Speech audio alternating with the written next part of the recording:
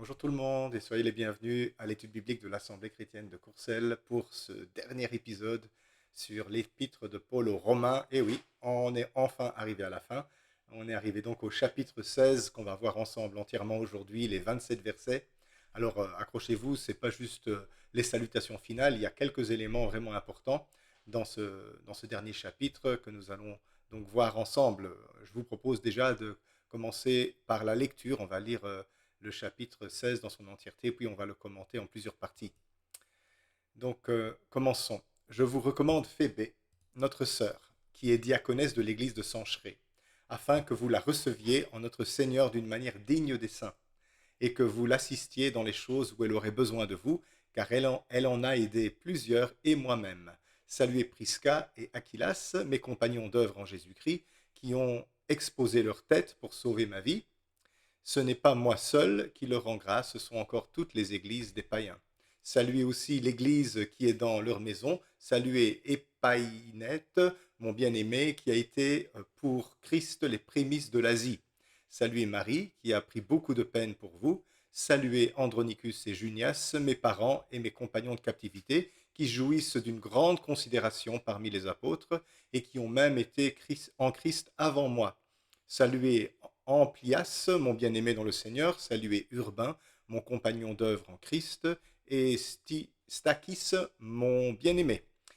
Saluez Apellès, qui est éprouvé en Christ, saluez ceux de la maison d'Aristobule, saluez Hérodion, mon parent, saluez ceux de la maison de Narcisse, qui sont dans le Seigneur, saluez Tryphène et Tryphose, qui travaillent pour le Seigneur, saluez Perside, la bien-aimée, qui a beaucoup travaillé pour le Seigneur.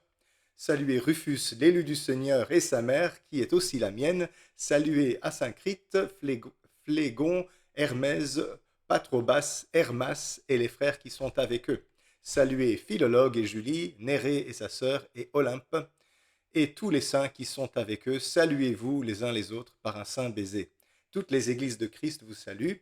Je vous exhorte, frères, à prendre garde à ceux qui causent des divisions et des scandales, au préjudice de l'enseignement que vous avez reçu. Éloignez-vous d'eux, car de tels hommes ne servent point Christ notre Seigneur, mais leur propre ventre, et par des paroles douces et flatteuses, ils séduisent les cœurs des simples.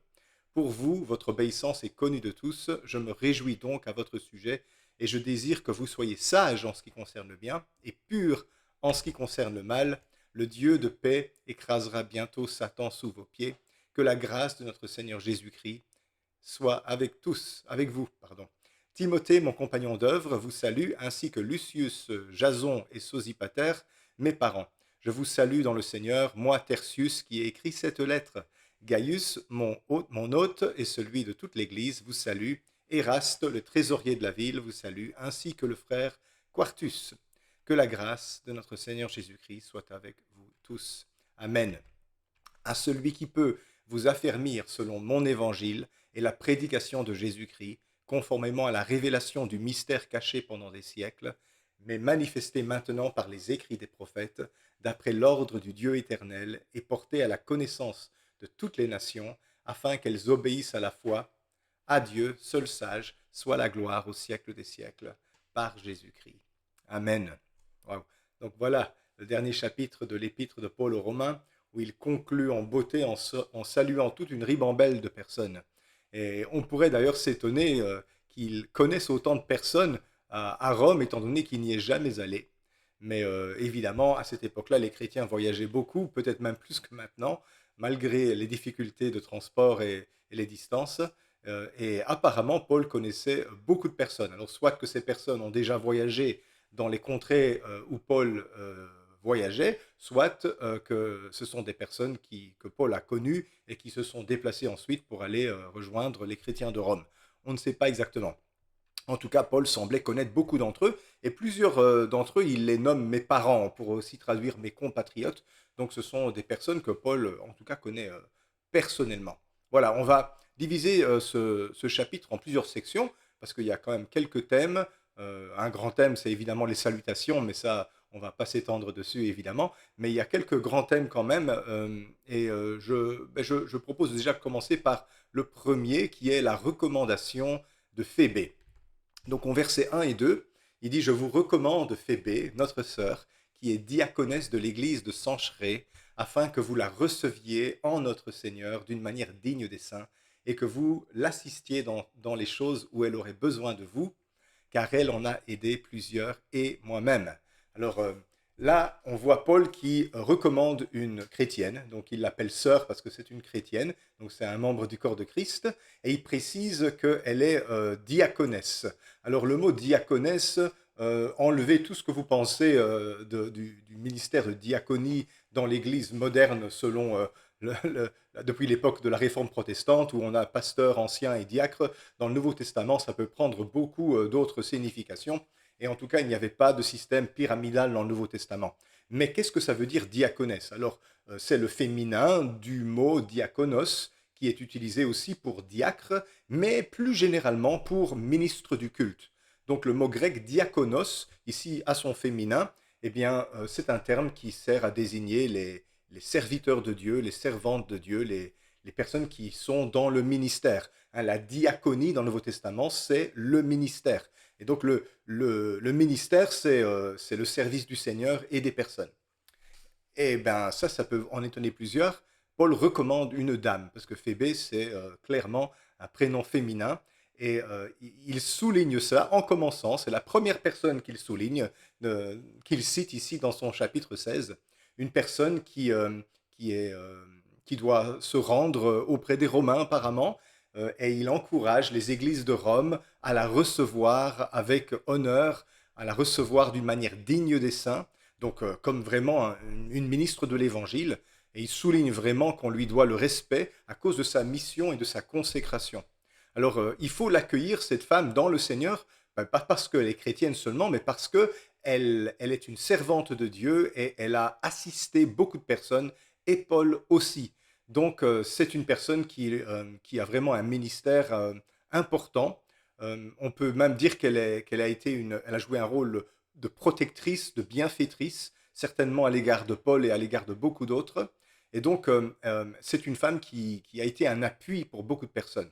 Et donc on peut conclure de ça que Paul n'hésite pas, même dans cette époque plutôt patriarcale, à recommander une femme servante de Dieu qui joue un rôle important dans le ministère de Paul et dans le ministère des autres chrétiens. Et ça, c'est un élément qui mérite d'être mentionné ici.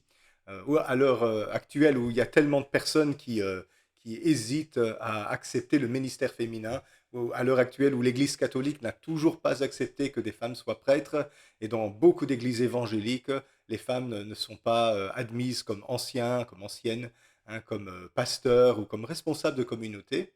Ça, c'est quelque chose qui mérite quand même d'être souligné ici. Les femmes ont un ministère de la part du Seigneur. Alors, évidemment, je comprends qu'il y a certaines personnes qui restent sur des enseignements qu'ils ont reçus et qui rend cette vérité biblique pourtant claire, difficile à accepter. Et certains d'entre vous vont certainement me citer certains passages de la Bible ou certains faits historiques pour appuyer votre position. Évidemment, toutes ces choses-là, ce sont des sujets de débat. Mais ce que j'aimerais vous dire, c'est que bien que ce soit des sujets de débat, ce sont aussi des personnes dont on parle, des personnes qui sont appelées par Dieu, et de débattre sur la validité ou la possibilité qu'une femme exerce un ministère, eh bien c'est très dégradant et très humiliant pour les femmes qui sont effectivement appelées à servir le Seigneur. C'est pas comme si on discute sur une espèce de plante ou sur un animal dans un pays lointain. Ici, on est en train de parler de personnes qui sont dans nos églises, qui sont appelées par le Seigneur à servir, et on débat pour savoir si oui ou non le Seigneur les admet dans le ministère. Pour les femmes, c'est une grande blessure. Ça montre encore qu'il y a une, une, une vision machiste de la spiritualité et de l'Église. Alors que vous soyez du côté des complémentaristes, hein, qui pensaient que l'homme et la femme ne sont pas pareils et sont complémentaires, ce que je peux respecter, c'est une vérité biblique, ou du côté des égalitariens qui pensent que l'homme et la femme se valent et peuvent tous les deux servir, et je respecte aussi cette position-là, il y a des vérités dedans. Il est un fait incontestable que dans le Nouveau Testament, il y a des personnes qui servent Dieu dans une tâche ministérielle, et pas que dans le Nouveau Testament, dans l'Ancien Testament également. Alors peut-être que vous allez m'opposer certains passages bibliques euh, euh, par rapport à ça ou certains faits historiques et je veux juste commenter ça très brièvement parce que ce n'est pas le sujet de cette étude biblique. Hein, ça commence déjà de façon houleuse, hein, vous voyez. Donc la première erreur généralement que les chrétiens font qui rejettent le ministère féminin, c'est une erreur exégétique. Ils vont mal interpréter certains passages de la Bible et je vais en prendre un exemple pour vous montrer une erreur exégétique où on lit de travers un texte biblique et on l'interprète mal. Prenons par exemple la première épître à Timothée, le chapitre 2 et le verset 11 et 12. 1 Timothée 2, 11 et 12. Alors je vais la lire ici dans la nouvelle édition de Genève, qui est une version seconde de 1979. Et la traduction, je vous le dis déjà, elle est tendancieuse et elle n'est pas bonne. Et je peux me permettre de le faire parce que bon, j'ai étudié le grec à la faculté de théologie, je sais vérifier une traduction et je peux vous dire que cette traduction n'est pas correcte. Alors voici, on va déjà la lire. Hein. Que la femme écoute l'instruction en silence avec une entière soumission. Je ne permets pas à la femme d'enseigner ni de prendre autorité sur l'homme, mais elle doit demeurer dans le silence. Alors, ça, c'est ce que Louis II a traduit, mais ça a été remanié plusieurs fois. Et ceci, c'est la nouvelle édition de Genève. Donc, c'est presque un siècle plus tard, après Louis II. On a un remaniement qui n'a toujours pas corrigé les problèmes de traduction dans ce texte. Alors, je vais vous donner une traduction très littérale. On ne va pas faire du grec ensemble, mais une traduction très littérale de ce que le texte grec original dit dans dans ce passage. Donc, littéralement, c'est ceci. Hein. Ça va être un petit peu décousu parce que il faut remettre les mots dans l'ordre. Hein. Une femme, ou on peut traduire aussi une épouse, dans la paix, qu'elle s'instruise en toute obéissance. D'enseigner, par contre, à une femme ou une épouse, ne pas je permets, et pas de tyranniser un homme ou un mari, mais être dans la paix. Alors, déjà là, vous voyez tout de suite qu'il y a une différence par rapport à ce qu'on a lu. Il n'est pas question de silence ici, il est question de paix. Et effectivement, c'est ça le sens premier du mot grec qui est utilisé ici.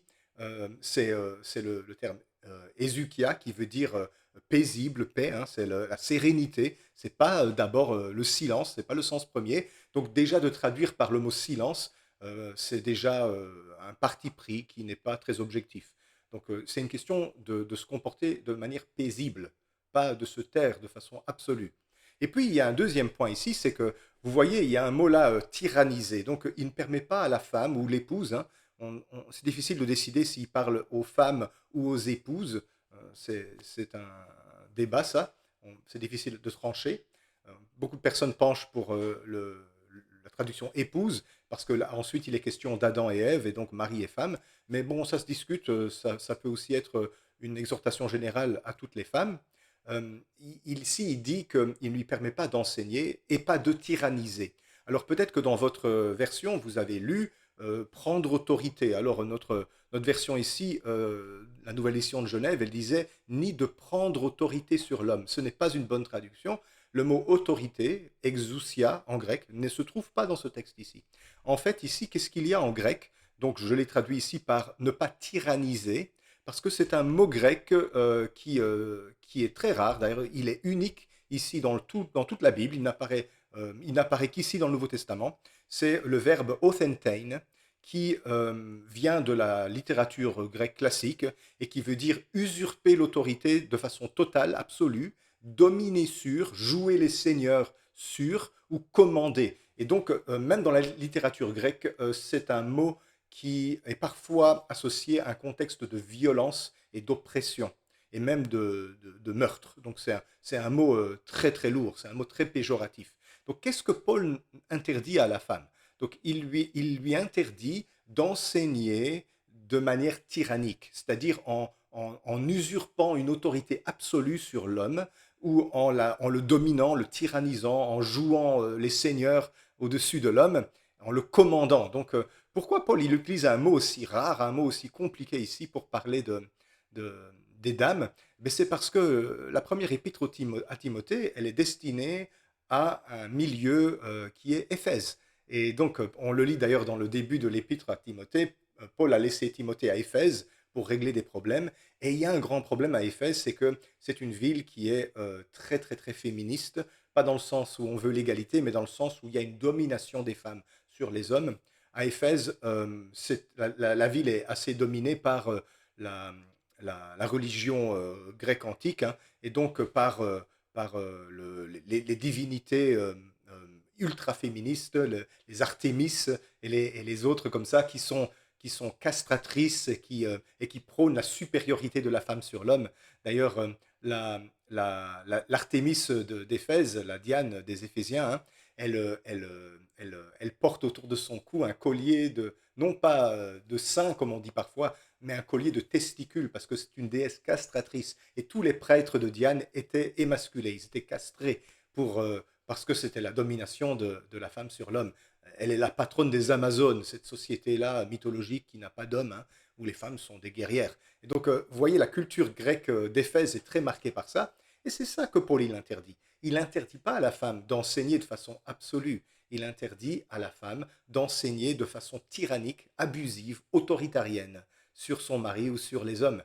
Et donc, vous voyez, par exemple, ça c'est un cas de figure où on enseigne à tort que les femmes n'ont pas le droit d'enseigner, donc de ne pas exercer de ministère, parce qu'on a mal compris ce passage pour une raison, un, de traduction, et deux, d'exégèse, où on ne comprend pas le contexte historique dans lequel ces choses-là se sont passées. La deuxième raison, eh bien, c'est une raison herméneutique, une raison d'interprétation. Il faut qu'on tienne compte des situations de l'époque. Quand un texte est écrit, il faut toujours tenir compte de la situation dans laquelle il a été écrit si on veut le comprendre. Si on tire un texte de son contexte, on en fait un prétexte. Et c'est effectivement ce que font tous les pasteurs qui utilisent la Bible pour empêcher les femmes d'exercer un ministère parce qu'ils utilisent les textes bibliques de façon anachronique, hors contexte, sans comprendre la raison pour laquelle les choses ont été dites à cette époque et sans tenir compte de tous les facteurs culturels et sociologiques de cette époque. Alors, il est clair qu'à l'époque du Nouveau Testament et même à l'époque de l'Ancien Testament, on est dans une culture passablement patriarcale. Les femmes ont très peu accès à l'éducation. La majorité d'entre elles eh bien, sont incultes et donc ne sont pas à même d'enseigner ou de prêcher dans les églises ou d'exercer un ministère. Ce n'est pas le cas de toutes les femmes. Il y a des femmes qui ont accès à l'érudition, aux études et qui sont capables de parler et d'enseigner. Et Paul fait des exceptions pour ces femmes-là. Par exemple, Phébé, la diaconesse de Sancheré, c'est une femme qui est d'un autre niveau d'éducation. Alors, à l'époque biblique où les hommes confisquent les, euh, les positions d'autorité et aussi l'accès à l'éducation, c'est assez logique que la plupart des femmes dans les églises chrétiennes, qui sont pour la plupart des gens pauvres, eh bien, n'aient pas accès à un rôle public de prédication et d'enseignement. Ça serait catastrophique, étant donné que ben, quand on ne sait pas parler en public, on ne peut même pas lire les textes bibliques, qu'on ne peut pas commenter un passage biblique parce qu'on manque d'éducation, on va certainement pas dire des choses intéressantes. Ce n'est plus le cas aujourd'hui. D'ailleurs, statistiquement, aujourd'hui, les femmes réussissent mieux les études supérieures que les hommes. Désolé messieurs, mais c'est la vérité, les femmes réussissent mieux les études supérieures que les hommes.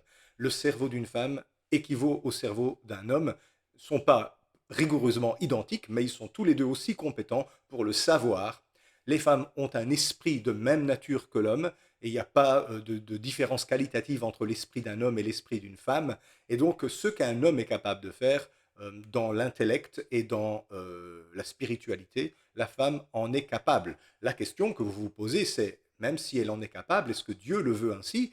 Eh bien, alors pourquoi donne-t-il des ministères à Phébé, par exemple, qui est ministre du culte de l'église de Sancheré, si ce n'est pas sa volonté? Pourquoi donne-t-il des ministères de prophétesse à Déborah et même aux filles de l'évangéliste Philippe, qui sont des prophétesses? Pourquoi est-ce que Dieu donne des ministères ainsi? Pourquoi est-ce que Dieu donne la parole dans l'église des Corinthiens aux femmes pour qu'elles prient et qu'elles prophétisent en public, alors que Dieu ne voudrait pas qu'elles exercent ce genre de ministère? Voilà, il faut réfléchir à ça. Parce que le contexte historique a évolué, eh bien, on doit tenir compte de cela. On ne peut pas faire comme si les femmes n'avaient pas accès à l'éducation.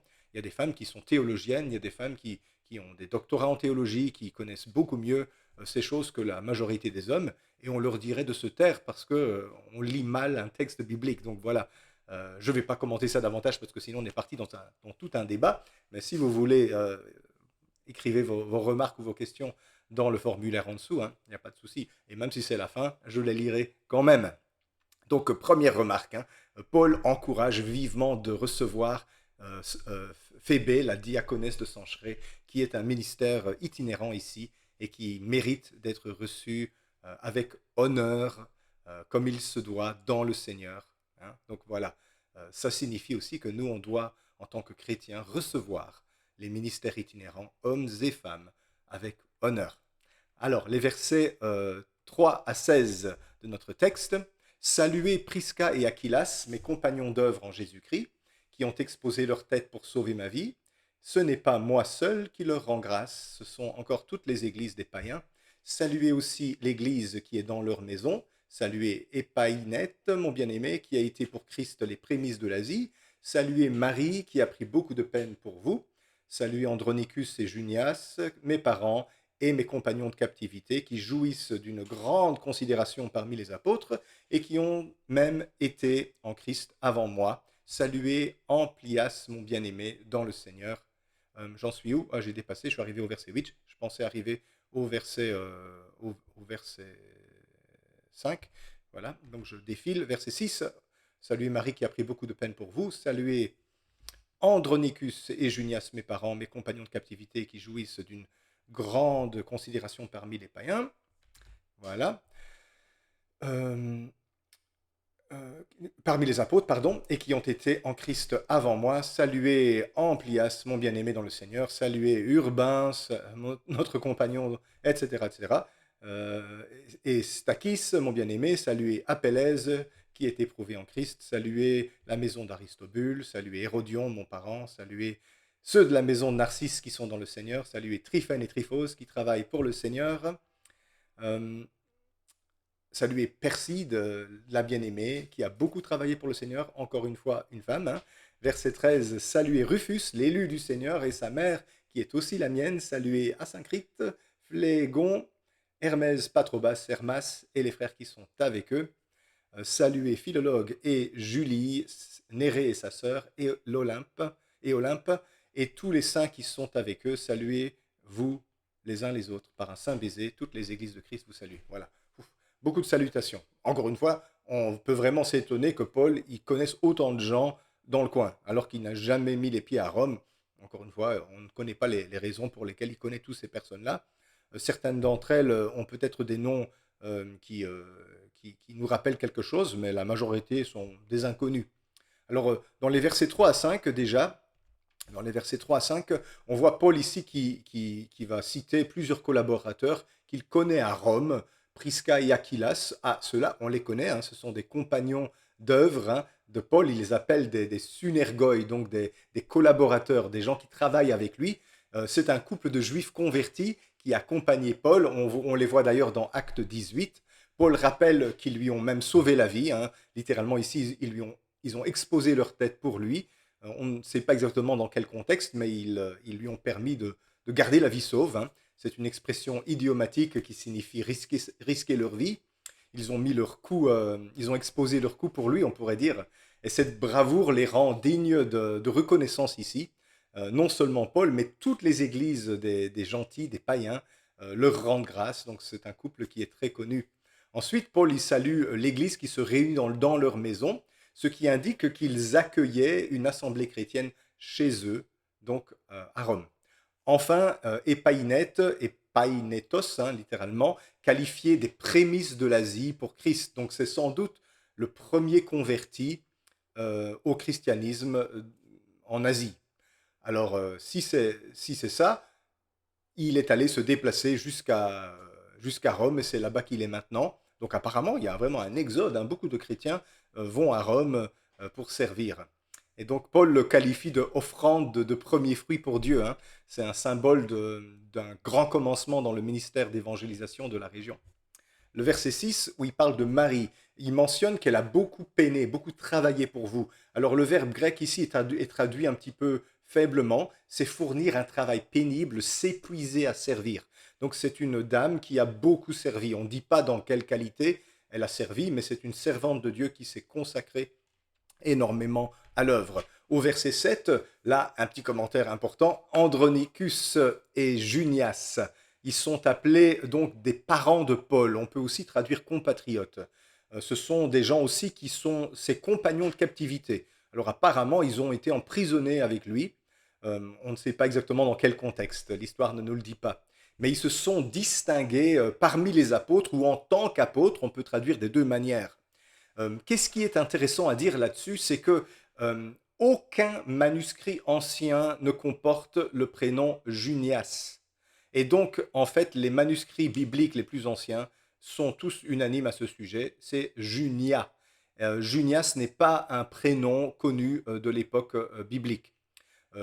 C'est une transformation probable, tardive, parce que le prénom féminin Junia dérangeait les scribes. Et donc on a transformé en un prénom masculin en mettant S, comme vous voyez ici dans notre texte, Junias, alors que ce prénom n'existait pas à cette époque.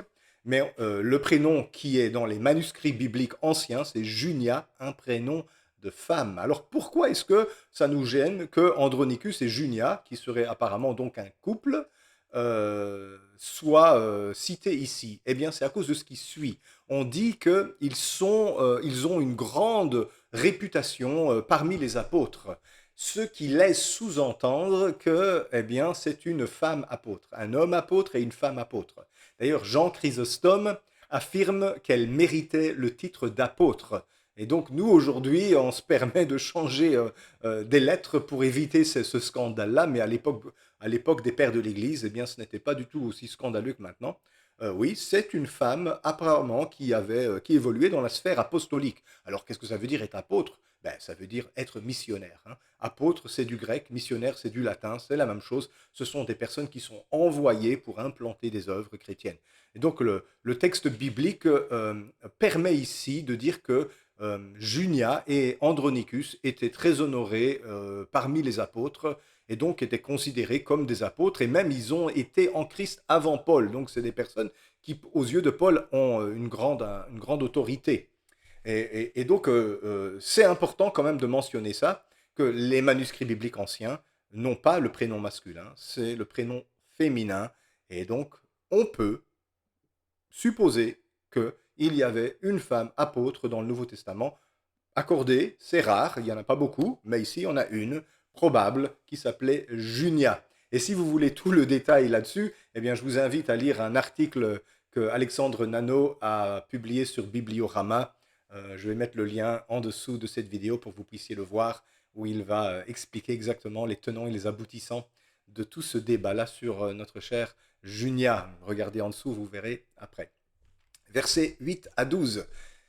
Donc ici, les salutations. Hein. Donc il salue en vrac Ampliatus, Urbain, Stachys, Apellès et les autres membres de leur foyer, Aristobule, Narcisse et les croyants qui résident auprès d'eux. Le verset 12 mentionne Tryphène et Tryphose qui travaillent pour le Seigneur. Donc là encore, c'est un terme qui implique un travail intense. Donc c'est un effort.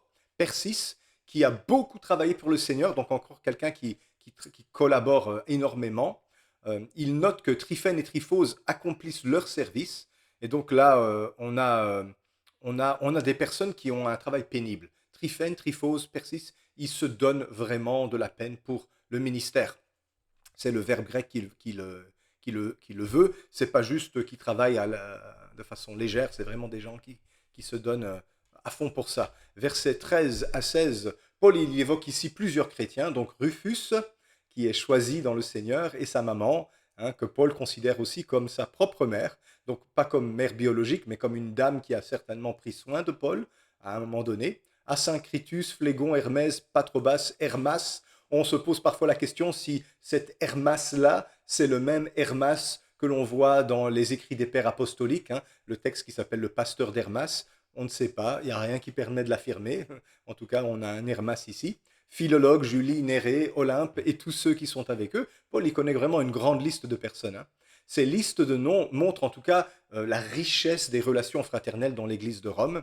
Le verset 16 qu'on a lu nous invite ensuite à nous embrasser, à nous donner un saint baiser. Alors il dit saint pour éviter que ce soit pris dans un sens malsain comme les baisers que les païens peuvent donner, mais il encourage en tout cas l'affection physique, de s'embrasser, de se donner un baiser dans la culture de cette époque-là. C'est quelque chose qui se faisait, hein. Donc c'est un symbole de communion en toute pureté évidemment.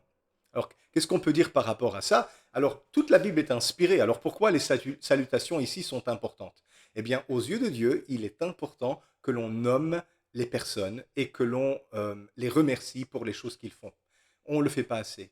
On devrait le faire plus. Dans notre Église, on le fait une fois par an à l'Assemblée générale où on va nommer tous les collaborateurs de l'Église et on va les remercier en les citant par leur nom. Mais ici, Paul, il prend un soin qui peut-être vous paraît un petit peu bizarre que cela puisse figurer dans la parole de Dieu, mais c'est aussi inspiré dans le sens que Dieu est reconnaissant et nous devrions être reconnaissants envers les personnes qui sont des collaborateurs avec nous, qui se donnent à fond pour le service. Notez qu'il ne souligne pas tout le monde, il souligne les gens qui se donnent de la peine. Il souligne les personnes qui ont souffert, qui se sont consacrés au ministère. Ce sont ceux-là qu'il qu'il va citer ici et qu'il va remercier. Verset 17 à verset 20, je vous exhorte, frères, là il passe un petit peu à autre chose, hein, à prendre garde à ceux qui causent des divisions et des scandales au préjudice de l'enseignement que vous avez reçu.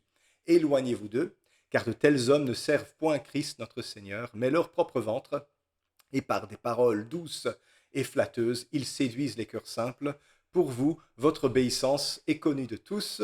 Je me réjouis donc à votre sujet et je désire que vous soyez sages en ce qui concerne le bien et purs en ce qui concerne le mal. Le Dieu de paix écrasera bientôt Satan sous vos pieds. Que la grâce de notre Seigneur Jésus-Christ soit avec vous tous. On pourrait se demander si l'épître ne se termine pas ici, et peut-être qu'il a repris ensuite une salutation finale. On l'a déjà dit la fois dernière, n'est-ce pas, à la fin du chapitre 15, on dirait que Paul, il a plusieurs fois amendé, rajouté une partie à cette épître. Évidemment, les épîtres à cette époque-là, on les dictait en plusieurs jours, et il a certainement dit « Ah, j'ai encore quelque chose à dire ». Alors, donc il vient de citer toute la ribambelle de personnes qu'il félicite, qu'il veut qu'on salue, des personnes de qualité. Et puis directement, apparemment, il n'y a pas que des personnes de qualité à Rome.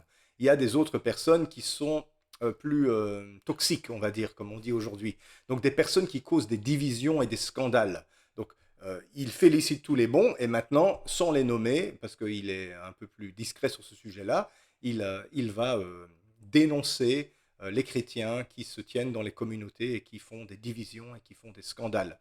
Donc il le fait de façon un peu plus dure, hein. Donc il nous demande de prendre garde à ceux qui divisent l'Église et qui sont des occasions de chute pour les autres. Et surtout par rapport à l'enseignement reçu, au préjudice de l'enseignement que vous avez reçu. Donc ce sont des personnes qui soit enseignent des hérésies, qui contredisent l'enseignement biblique, soit des personnes qui se comportent tellement mal qu'elles divisent l'Église, et que ça va à l'encontre des enseignements moraux qu'on a donnés aux chrétiens, qu'ils doivent se tenir correctement et parler sainement et se pardonner, s'aimer et ne pas se tirer dans les pattes les uns des autres. L'un et l'autre sont possibles. Mais la mise en garde, en tout cas, elle est sévère, elle est formelle. Il ordonne qu'on se détourne de ces personnes-là. Alors, est-ce que vous le faites? Quand quelqu'un dans votre communauté se plaît à diviser l'Église ou à créer des scandales, à calomnier les autres, à médire sur les autres, à être critique, à faire circuler des fausses rumeurs, toutes sortes de choses, n'est-ce pas? On a tendance à leur prêter l'oreille. On a tendance à écouter et même à nous-mêmes faire pareil. Alors que ici, Paul, il dit clairement que quand des personnes sont comme ça, des gens qui sèment la division, des gens qui causent des scandales, qui critiquent, qui médisent, tout ça, on doit se détourner d'eux. Détournez-vous d'eux. Détournez-vous de ces fauteurs de troubles. Parce que si vous les écoutez, vous êtes déjà complices. Si quelqu'un calomnie et médit, eh ben, il a besoin de quelqu'un qui lui tend l'oreille.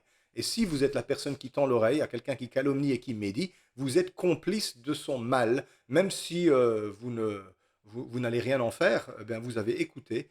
Nous devons faire très attention à ça. Déjà, la Bible, elle dit de ne recevoir aucune accusation contre un ancien, si ce n'est sur la déclaration de 2 ou 3 témoins, et évidemment des témoins indépendants, hein, pas le père, la femme et leur fils, hein, donc des personnes crédibles, plusieurs témoins. On doit faire attention, et pourtant, dès qu'on entend la moindre rumeur contre quelqu'un, on a tendance, hein, on aime bien les médisances, hein, on écoute et on propage. Et on fait le travail du diable qui est le diviseur. Hein. Diabolos, hein, c'est celui qui va jeter une parole entre des personnes pour les diviser. On aime bien ce genre de parole-là, au lieu d'aller vérifier si c'est vraiment vrai. Paul il dit ici, détournez-vous de ce genre de personnes. Par contre, il souligne que les Romains ont déjà une bonne réputation, donc la réputation d'une obéissance. Donc pour vous, votre obéissance est connue de tous. Donc la réputation des Romains, elle les précède. Ils sont déjà célèbres par rapport à leur comportement. Et donc Paul les exhorte pourquoi? Parce qu'il ne voudrait pas que quelque chose mette cela en péril. Alors il décrit ici au verset 18 les agitateurs, on pourrait dire, qui ne servent pas Christ comme des personnes qui servent leur propre ventre, c'est-à-dire des personnes qui cherchent leurs propres intérêts. Ils sont égoïstes et ils sont pleins de convoitises.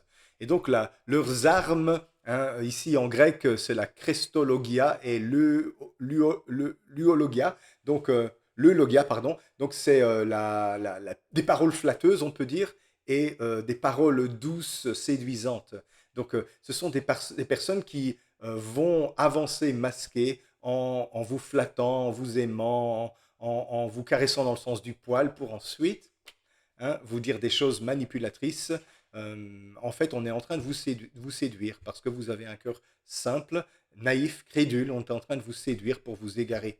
Et ça, c'est des personnes manipulatrices. Aujourd'hui, on dirait des types de personnalités manipulatrices. Hein. C'est très à la mode de parler de ça. Donc le commentaire ici note que les individus cherchent à plaire à eux-mêmes et à semer le discrédit sur les serviteurs de Dieu. C'est ça qui est impliqué ici. Cette description correspond tout à fait à cette image des loups, hein, dans Jean 10, hein, dont Jésus parle, qui sont des faux enseignants qui égarent les brebis. Verset 19, Paul se réjouit donc de l'obéissance des Romains, comme je venais de vous dire, et donc il dit ici qu'ils sont purs, qu'ils sont droits, le bien, la pureté, hein, en ce qui concerne le mal, ça fait partie de leur qualité. Alors le terme qu'il utilise ici, c'est sans mélange, donc ce sont des gens intègres. Il n'y a pas de compromis, ce sont des personnes qui n'ont pas de compromis. Et ils sont avisés en ce qui concerne le bien. En ce qui concerne l'enseignement de la doctrine, eh bien, la conscience chrétienne, elle exige la fuite du mal. Hein. Donc soyez purs en ce qui concerne le mal, éloignez-vous de ce qui est mal et pratiquez ce qui est bien et ce qui est loyal. Verset 20, Paul assure ici au verset 20 que le Dieu de paix écrasera bientôt Satan sous leurs pieds. Alors, est-ce que c'est une promesse de délivrance prochaine? S'ils se comportent bien, Dieu va leur donner raison, va leur donner la victoire. Ou est-ce que c'est une parole plus eschatologique où on attend la venue du Seigneur qui va mettre un terme définitif à Satan qui continue de sévir sur la terre, même s'il est un ennemi vaincu, il continue par le mensonge, par ses paroles de tromperie, à séduire l'humanité. Et donc Paul, il promet que notre persévérance ne sera pas vaine et qu'on aura finalement la victoire sur les puissances des ténèbres. Alors dans un registre plus pratique, qu'est-ce qu'on fait avec ce genre de passage? Bien, l'importance d'une certaine vigilance spirituelle. Les églises sont appelées à se protéger contre les fausses doctrines, et ça inclut notamment la capacité à dénoncer les erreurs, mais aussi à écarter parfois, dans un esprit de fraternité, ceux qui persistent dans les erreurs et surtout ceux qui font du mal à l'église locale, parce qu'on doit préserver l'église. C'est un petit peu comme en médecine, quand un doigt est gangréné, ben, pour sauver la main et le bras, pour sauver tout le bonhomme, on doit amputer le doigt. Et ça veut dire que, évidemment, on ne le fait pas avec gaieté, on le fait avec grande peine, mais c'est nécessaire. Il vaut mieux qu'un seul se perde que toute l'église se perde.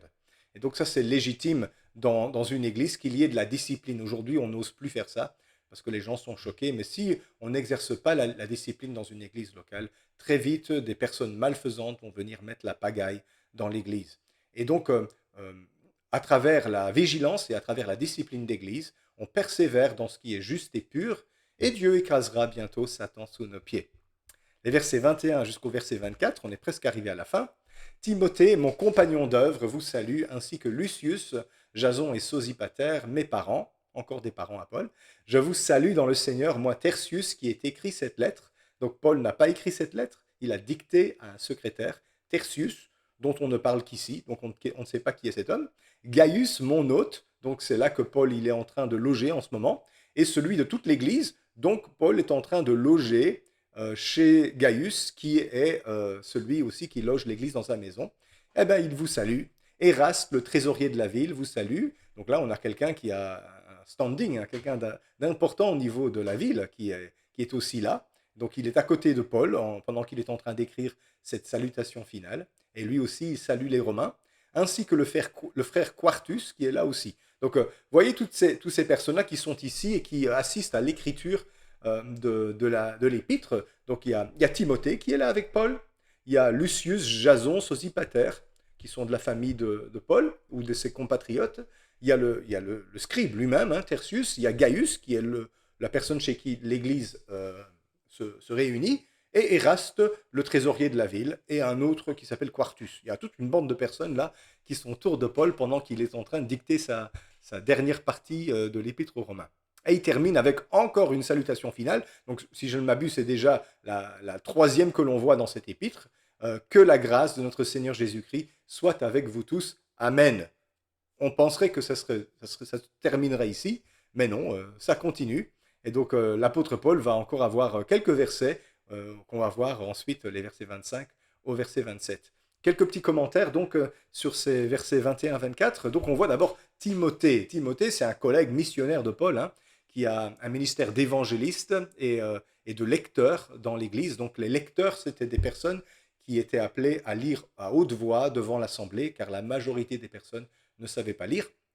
Et donc ce sont des compagnons d'œuvre. Ici encore, il y a 3 compatriotes, membres de la famille, on n'est pas sûr, de Paul, Lucius, Jason et Sosipater. Et donc, toutes ces personnes-là sont dans l'entourage de Paul. On en parle brièvement en Acte 20, verset 4, où on les associe au voyage en Macédoine de Paul. Donc, on sait à peu près comment situer ces personnes-là. Au verset 22, on a Tertius, qui était le scribe, hein, donc le secrétaire de Paul, qui n'est pas cité ailleurs dans le Nouveau Testament. Le verset 23, Gaius, donc là, c'est l'hôte de l'Église, donc la personne chez qui l'Église se réunit. N'oubliez pas, il n'y a pas de bâtiment d'Église encore à cette époque. On se rassemble dans des maisons, parfois dehors, parfois dans le temple, jusqu'à ce que ça devienne interdit. Très vite, plus dans les synagogues, mais souvent dans les maisons. Et les maisons n'étaient pas très grandes, même les belles villas, eh bien, avaient une cour intérieure où on se rassemblait à quelques-uns, quelques dizaines au plus. Et donc ici, Gaius, il a une maison et il a ouvert sa maison à l'Église. Et il est aussi celui chez qui Paul loge pendant le temps de son séjour, là où il se trouve. Et donc, c'était quelqu'un d'assez important parce qu'il a une relation avec un certain Éraste, qui est le trésorier de la ville. Donc, c'est un fonctionnaire public. Hein, et donc, il est là dans la maison avec un dénommé Quartus, qu'on ne sait pas c'est qui. C'est un nom latin, en tout cas. Donc, c'était un Romain. Les personnes qui sont citées ici, eh bien, ont l'air d'avoir une certaine importance sociale, hein, par rapport à la société gréco-romaine. Au verset 24, donc la salutation finale, qui ici, elle est courante dans plusieurs épîtres de Paul. Paul répète la même chose. Alors voilà, donc qu'est-ce qu'on peut tirer de ça comme application? Eh bien, simplement le fait que l'œuvre de Dieu ne se fait pas tout seul. Paul était un homme qui travaillait en équipe. Même s'il était apôtre, eh bien, il travaillait avec tout un réseau de personnes autour de lui et au loin pour l'accueillir, pour lui permettre de se déplacer. C'est d'ailleurs ce qu'il espère en écrivant aux Romains, que les Romains vont rejoindre son réseau apostolique où il va être capable de pouvoir passer au travers d'eux pour aller en Espagne. Donc, Paul comprend la nécessité des liens noués au sein de l'Église et des églises à travers le monde, parce que c'est comme ça que le ministère se fait. Le royaume de Dieu est un royaume relationnel, c'est une famille, c'est pas juste une entreprise ou une dénomination, c'est vraiment c'est les amitiés, les liens, les relations qui sont les vecteurs par lesquels l'esprit se répand, et donc on doit particulièrement soigner cette réalité-là. Si vous n'avez plus de collaborateurs, vous avez beau avoir un beau ministère, eh ben, vous n'allez nulle part. Et donc on remarque ici l'humilité aussi de Paul qui permet que toutes ces personnes-là viennent dire bonjour dans son épître, hein. Et même le scribe, hein, qui va aussi dire «Eh, moi aussi je voudrais les saluer», et voilà, et il salue. Et alors il va terminer notre épître aux Romains par les quelques derniers versets, les versets 25 à 27, qui sont une doxologie finale, donc une louange à Dieu, euh, mais qui est très riche. À celui qui peut vous offrir, selon mon évangile et la prédication de Jésus-Christ, conformément à la révélation du mystère caché pendant des siècles, mais manifesté maintenant par les écrits des prophètes, d'après l'ordre du Dieu éternel, et porté à la connaissance de toutes les nations, afin qu'elles obéissent à la foi, à Dieu, seul sage, la gloire, au siècle des siècles, par Jésus-Christ. Amen. On croirait une finale comme les écrits de la Réforme protestante. Soli Deo Gloria, à Dieu seul la gloire. Donc il vient de terminer son épître, et ici il va mettre encore une salutation finale, enfin une bénédiction finale, hein, mais cette bénédiction n'est pas pour les destinataires, elle est pour Dieu. Il va louer Dieu. Et donc il va un peu faire un résumé très, très poétique, très symbolique de ce qu'est l'évangile, hein. Donc la prédication, l'évangile c'est la prédication de Jésus-Christ. Et qu'est-ce que c'est l'évangile? Eh bien, c'est la révélation d'un mystère qui a été caché depuis toujours. Un mystère dans la Bible, ce n'est pas un secret. Un mystère dans la Bible, c'est une parole révélée, c'est-à-dire quelque chose qui est sur le cœur de Dieu et qui est une vérité charnière sur laquelle repose l'avenir de l'humanité. Il n'y a pas beaucoup de mystères, il y a 7 ou 8 mystères comme ça dans le Nouveau Testament. Eh bien, l'évangile est un mystère, c'est-à-dire une révélation divine qu'il a gardée dans son cœur pendant des siècles, mais qui maintenant, il l'a révélée par Jésus-Christ et par les apôtres dans le Nouveau Testament. Et alors, ce mystère avait déjà été préfiguré et annoncé par les écrits des prophètes, il dit ici au verset 26, parce que Dieu l'avait ordonné ainsi, mais maintenant il doit être porté à la connaissance de toutes les nations, donc l'évangélisation du monde, qui a pour but d'amener les nations à l'obéissance de la foi. Et là, Paul y renoue avec l'idée du début de son épître aux Romains, où les païens maintenant sont héritiers avec Israël des promesses qui ont été faites à Israël et au Père par les prophètes. Et donc, il adresse à Dieu, à ce Dieu-là, le Dieu qui a révélé le mystère de l'Évangile en ce temps pour toutes les nations, ce temps charnière dans lequel l'apôtre Paul est en train de vivre. Et c'est à ce Dieu-là qu'il donne gloire. Et il l'appelle le seul sage. Et donc Paul ne se considère pas comme sage, hein, il ne se considère pas comme un savant, il considère Dieu comme le seul sage. Et c'est à lui seul qu'il rend toute la gloire au siècle des siècles par Jésus-Christ. Donc même pas par Paul, mais par Jésus-Christ. Et Amen. Et cet Amen-ci sera vraiment l'Amen final. Et donc c'est une véritable louange adressée à Dieu, magnifique. On retrouve des choses similaires dans Éphésiens, dans Colossiens, hein, où il parle du mystère de Dieu. Et il termine ici donc en beauté en disant la gloire de Dieu, en remerciant Dieu pour tout ce qu'il a fait. Et il a essayé de résumer l'évangile qu'il prêche aux Romains, qu'il compte bientôt visiter si Dieu le veut. Et on sait que ça ne va pas être si facile que ça. Et il veut que les Romains comprennent l'essence de l'évangile qu'il prêche. C'est pour ça qu'il a dicté cette lettre de 16 chapitres. Évidemment, les chapitres, ce sont des conventions humaines, hein, donc c'est nous qui l'avons divisé ainsi, mais on l'a divisé plus ou moins selon des unités de sens, et on voit ici qu'il y a quand même des démarcations dans son texte qui montrent que ici est pris en plusieurs jours en tout cas, et il termine ici donc en beauté, en rendant gloire à Dieu. Tout est pour la gloire de Dieu. Et bien, comment est-ce que je peux terminer mieux toute cette épître de Paul aux Romains, toute cette étude sur l'épître de Paul aux Romains en disant, ben, à Dieu seul soit la gloire, soli Deo gloria. Alors, on termine, on conclut. On a vu donc l'épître de Paul aux Romains, on a vu toute la section doctrinale de l'épître de Paul, et puis on a vu la section exhortative, où il va commencer à donner des conseils sur comment on doit se comporter. Et on a développé quelques idées. On n'a pas pu tout développer, on n'a pas pu répondre à toutes les questions. Et les opinions que, que j'ai partagées ici sont évidemment appelées à évoluer en fonction de l'étude, hein.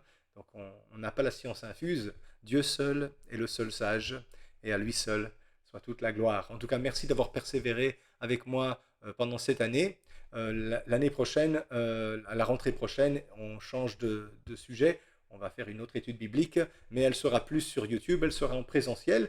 Malgré tout, vous pouvez y avoir accès si vous suivez sur Internet nos liens. Vous allez voir, on est sur Spotify et ça va être mis au moins en audio sur Spotify. La prochaine étude biblique et toutes les autres aussi y sont également. Vous n'avez qu'à taper Assemblée chrétienne de Courcelles sur Spotify et vous nous trouverez. En tout cas, je vous remercie d'avoir persévéré pendant toute cette année ensemble. Et j'espère que cette étude vous a apporté autant de richesse qu'à moi. Que le Seigneur vous bénisse tous. Et je vous souhaite de passer une fin de journée super. À bientôt.